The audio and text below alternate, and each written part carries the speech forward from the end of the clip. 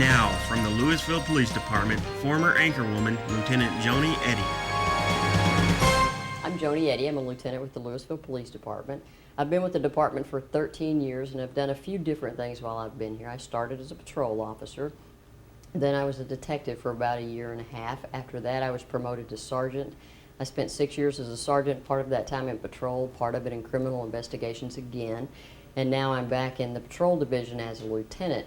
My duties day to day involve supervising a patrol shift, which involves manpower allocation and approving and overseeing the day-to-day operations of that patrol shift. One of the things that I also do for the department is teach some classes. I teach use of force classes, which are involved with intermediate certificates that officers can earn. I also teach a rapid deployment class, which came about when departments started considering what their force options could be following the Columbine school shooting a few years ago.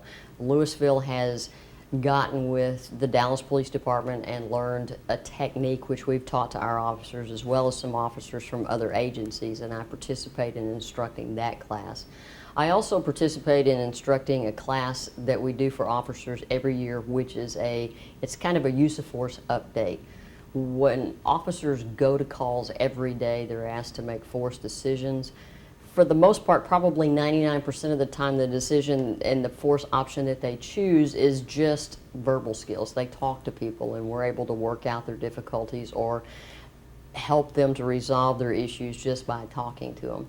The other options that we have, though, include what we call less lethal options, which are the OC spray and also the expandable baton.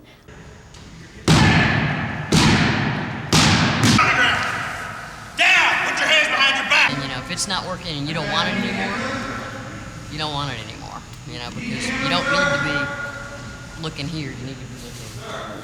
I'm an expandable baton instructor, and at the end of the year we teach a class where we go through and we remind officers, we do an overview of your less lethal force options, and then we practice skills. We do a little bit of review of case law, we do a little bit of review of the department's general orders to remind them what the guidelines are and what the rules are for using force, and then we spend a majority of that time going through practical exercises.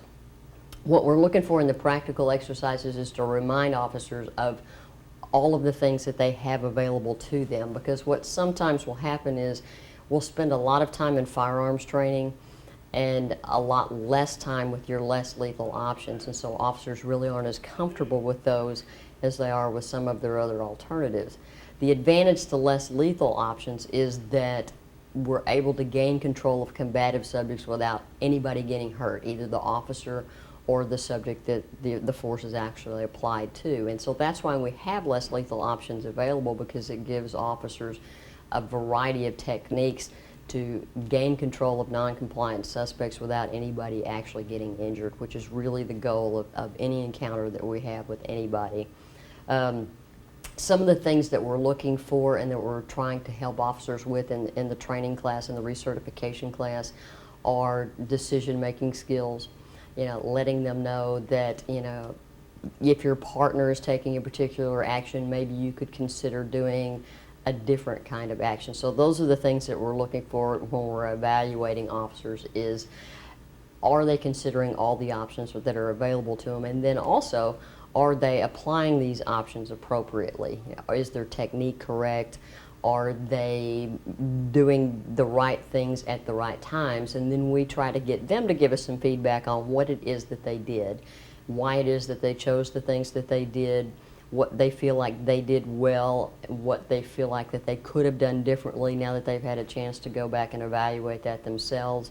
And then we try to offer them some suggestions on other techniques or other force options that they might want to consider.